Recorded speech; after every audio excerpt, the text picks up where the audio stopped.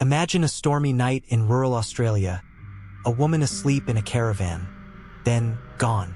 No trace, just a torn window and a blinding light piercing the darkness. How does someone vanish in hours, only to reappear 800 kilometers away, with no memory? Could it be a hoax, or something far stranger? Tonight, we unravel the Gundia McKay case, exploring eerie evidence and chilling questions that linger to this day. Stick with us. What you'll uncover might keep you awake long after the screen goes dark. October 4th, 2001. A storm rumbles over Whispering Winds Winery, a quiet patch of land in Gundia, Queensland, tucked deep in Australia's rural heart. Rain hammers the ground, wind rattles the trees, and inside a small caravan annex, 3 people settle in for the night. Amy Rylance, her husband Keith, and their friend Petra Heller. It's an ordinary evening, or so it seems, but what unfolds in the next few hours will spark questions that still haunt those who hear the tale. What could turn a stormy night into a puzzle with no clear answers? Picture the scene. The caravan is cramped but cozy, a temporary home on the winery grounds. Amy, 22, is tired, curled up on a couch in the annex, a flimsy extension of the main caravan. Keith, 28, and Petra, 39, are nearby, chatting over the hum of the storm. The clock ticks toward midnight. Outside, the world is a blur of rain and shadow, the kind of night where you'd rather stay inside, safe from whatever lurks beyond the walls.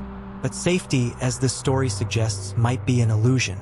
Petra's account is where things take a turn into the unknown. She later tells investigators she fell asleep in the main caravan, only to jolt awake around 1:30 a.m. Why? She couldn't say at first, just a feeling, an urge to check on Amy. Stumbling into the annex, she freezes. A beam of light, unnaturally bright, cuts through the room. It's not lightning, not a car's headlights. It's something else, pouring through the window like liquid starlight. And there, in its glow, Petra claims she saw Amy, suspended, motionless, being pulled upward toward the open window. The screen is torn, flapping in the wind. Then, darkness. The light vanishes, and so does Amy. Could Petra have imagined it? Sleep-deprived, disoriented by the storm, maybe her mind played tricks. Yet the details nag. The window screen wasn't just torn, it was shredded, as if forced open from the inside out. And Petra's panic wasn't fleeting. She woke Keith, her voice trembling, insisting something had taken Amy. Keith, groggy but alarmed, searched the annex, the caravan, the grounds. Nothing.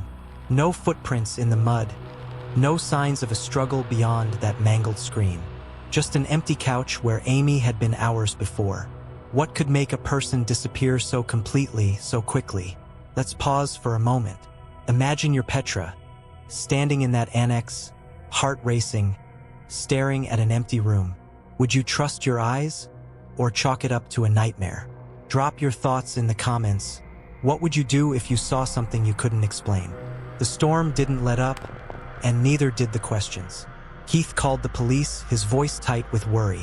Officers arrived at Whispering Winds by dawn, their boots sinking into the sodden earth. They found the scene just as Petra described. The torn screen, the untouched couch, no trace of Amy. But something else caught their eye. A bush near the annex, its leaves scorched, as if kissed by heat no storm could produce. Was it a clue, or just a coincidence? The police weren't sure, and neither are we. But as they stood there, puzzling over the scene, a phone call was about to turn this mystery upside down. Dawn breaks over Whispering Winds Winery, but the storm's shadow lingers. It's October 5th, 2001, and the Gundia property is no longer just a quiet vineyard. It's a crime scene, or so it seems. Police officers comb the muddy grounds, their faces etched with confusion. A woman, Amy Rylance, is missing, vanished from a caravan annex in the dead of night. Her husband, Keith, paces anxiously, while Petra Heller, their friend, repeats her story. A blinding light, a torn window, and Amy gone. But what really happened here? Could the clues, or lack of them, point to something no one's ready to name? The police start with the obvious, the annex itself. The couch where Amy slept is untouched. No signs of a struggle. No blood. No dropped belongings. The window above it tells a different story. The screen is ripped, metal mesh dangling like it was clawed apart. Officers note the tear points outward, as if something or someone burst through from inside. But how? Amy wasn't a large woman. Could she have done this herself? And why? Outside, the rain-soaked earth yields nothing. No footprints, no tire tracks, just a frustrating absence of answers. It's as if Amy dissolved into the storm. Then, something catches an officer's eye. A small bush near the annex, its leaves curled and browned, like they'd been scorched by a sudden blast of heat. The rest of the foliage is fine, untouched by fire or lightning. Could it be evidence of something unnatural or just a quirk of the storm? The police jot it down, unsure what to make of it. Keith, meanwhile, is unraveling. He tells officers about Petra's account. The beam of light, Amy floating. They listen, but their eyes betray skepticism. A light? A levitation? It sounds like science fiction, not a missing persons case. Yet the torn screen and empty annex keep them from dismissing it outright. Hours drag on and the investigation stalls. No ransom calls, no sightings, no leads. The police question Petra again, probing for inconsistencies. Was she drinking? Half asleep? Her story holds, but doubt creeps in. Could this be an elaborate prank or something more personal, a fight, a runaway? Just as the case seems to hit a dead end, a phone call cracks the silence. It's from a hospital in Mackay, nearly 800 kilometers north. A woman matching Amy's description was found wandering, disoriented, dehydrated, but alive. The police exchange glances. Mackay? That's a 12-hour drive minimum. Amy vanished less than 12 hours ago. How could she get so far so fast? The questions pile up like storm clouds. Was Amy really in Mackay? Or was this a mix-up? If it was her, what or who took her there? And why couldn't she remember how she got there? Pause for a second. That scorched bush, the torn screen, what's your theory? Drop it in the comments. Could it point to something beyond our grasp? Or is there a simpler truth hiding in plain sight? At the hospital, the mystery only deepens. Amy's there, but her condition raises more questions than answers. Her story, when she finally speaks, will send this case spiraling into territory no one expected. Let's follow the trail to Mackay, where a woman's words might hold the key or open a door to something stranger. Mackay, Queensland, October 5th, 2001. A hospital room hums with sterile quiet, its fluorescent lights casting sharp shadows. Amy Rylance, the woman who vanished from a Gundia caravan just hours ago, sits on a bed, her eyes distant, her skin pale. She's alive, found wandering near a gas station 790 kilometers from where she was last seen. Doctors note her dehydration, her confusion, but it's what Amy says next or tries to say that tilts this case into the realm of the unthinkable. Could her words hold answers? Or do they only deepen the shadows of this mystery? Amy's account, later notarized to preserve its details, begins with fragments. She remembers falling asleep in the caravan annex, the storm's drone fading into dreams. Then nothing until she woke in. A place that wasn't a place. A room, she says, glowing with soft, sourceless light. No windows, no doors, just smooth walls and a strange stillness. She's lying on a slab, not cold, not warm, just there. A voice speaks, calm, almost mechanical, telling her not to panic, that she'll be returned soon. But returned from where? And by whom? Amy's memory blurs here, like a signal dropping out. Then there's the figure. Tall, humanoid, but not quite human, she claims. Its features are vague. Long limbs, a face obscured by the light. It moves with purpose, adjusting something she can't see. Was this a hallucination, a trick of a stressed mind? Or could Amy have encountered something beyond our world's edges? She insists the figure wasn't hostile, but her voice trembles when she describes it. The room fades, and the next thing she knows, she's stumbling through Mackay's pre-dawn streets, the gas station's neon lights jarring her back to reality. How did she get there? She can't say, The gap in time gnaws at her and at us. Then come the physical clues, the ones that make you lean closer to the screen. Doctors find triangular marks on Amy's thighs, small, precise, like punctures arranged with intent. They're not bruises, not cuts, but something else. Something that defies easy explanation. Her hair, too, raises eyebrows. Amy's blonde locks, shoulder length the night before, now seem longer, as if weeks of growth happened overnight. Tests show no dye, no extensions, just her natural hair, inexplicably stretched by time. And her dehydration? Severe, as if she'd been without water for days, not hours. Could these be signs of something extraordinary? Or is there a mundane truth we're missing? Picture yourself in Amy's place, waking in a glowing void, a stranger's voice in your head, your body marked in ways you can't explain. Would you trust your own story? Take a moment, hit pause if you need to. Could you believe what Amy described? Or would you search for another answer? Share your thoughts below. We're curious what you make of this. The hospital releases Amy, but her tale doesn't sit easy. Keith and Petra rush to McKay, their relief tangled with questions.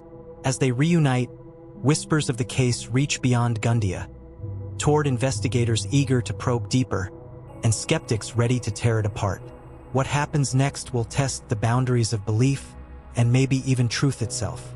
McKay, Queensland, October 2001. The Gundia McKay case is no longer just a local mystery. It's a spark catching fire. Amy Rylance, back with her husband Keith and friend Petra, is safe but shaken. Her strange tale of a glowing room and a tall figure rippling through whispers in the town. Yet, as details spread, so do doubts. Was Amy's story a glimpse into something extraordinary, or a carefully spun illusion? As investigators step in and questions mount, the truth seems to slip further away, cloaked in suspicion and sudden silence. Enter Bill Chalker and Diane Harrison, UFO researchers from Australia's fringes, drawn to the case like moths to a flame. They meet the trio in McKay, poring over Amy's notarized statement and examining the Gundia scene remotely. The torn window screen, the scorched bush, those triangular marks on Amy's thighs. They catalog it all, intrigued but cautious. Bill notes the lack of hard evidence, no photos of the marks, no samples from the bush. Could these gaps weaken the case? Or is absence itself a kind of clue? Diane, meanwhile, finds Amy's rapid hair growth compelling, but without lab tests, it's just another question mark. Their early reports fuel online forums, but not everyone's convinced. Keith, though, isn't waiting for answers. He contacts the media, eager to share Amy's story before the researchers can fully analyze it. Why the rush? Some wonder if he's seeking attention or something else. The police, already skeptical, lean toward a simpler theory. A hoax, maybe a domestic dispute dressed up in alien lore. Petra's vivid account of the light beam doesn't help. To seasoned officers, it sounds like a script from a late-night sci-fi flick. But if it's a lie, what's the motive? No money changed hands, no fame lasted long. Could three people coordinate such a tale under pressure? Or is skepticism clouding something stranger? Then the story twists again. Days after Amy's return, the trio claims they're being followed. A dark, unmarked vehicle, they say, trailing them through McKay's streets, its tinted windows hiding watchful eyes. Keith describes it to the researchers. Sleek, persistent, like something out of a conspiracy thriller. Was it real or a story to dodge scrutiny? The idea of men in black, shadowy figures silencing UFO witnesses, hovers unspoken. The trio's fear, though, seems genuine. By mid-October, they pack up and vanish from McKay, leaving no forwarding address, no trace. Did they run from danger or from their own unraveling narrative? Let's stop here for a second. Picture yourself in their shoes. A bizarre night behind you, eyes watching your every move. Would you stay or disappear too? Drop your take in the comments, hoax, cover-up, or something else entirely. What do you think pushed them to leave? The police closed the case, unconvinced but out of leads. Bill and Diane publish their findings, but without the trio, the trail goes cold. Questions linger like fog. Was the Gundia McKay case a fleeting glimpse of the unknown, or a story that got away from its tellers? As we wrap up, let's step back and look at what this mystery leaves behind. The Gundia McKay case fades into the quiet of Queensland's vast landscape, but its echoes refuse to die. A stormy night in October 2001, a torn window screen, a woman gone and returned with a story of glowing rooms and shadowy figures. None of it adds up neatly. Was Amy Rylance's disappearance a brush with something beyond our world, or a puzzle with human hands behind it?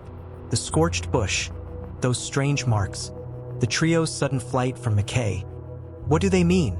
2 decades later, we're left with more questions than answers, and maybe that's the point. Let's retrace the shadows.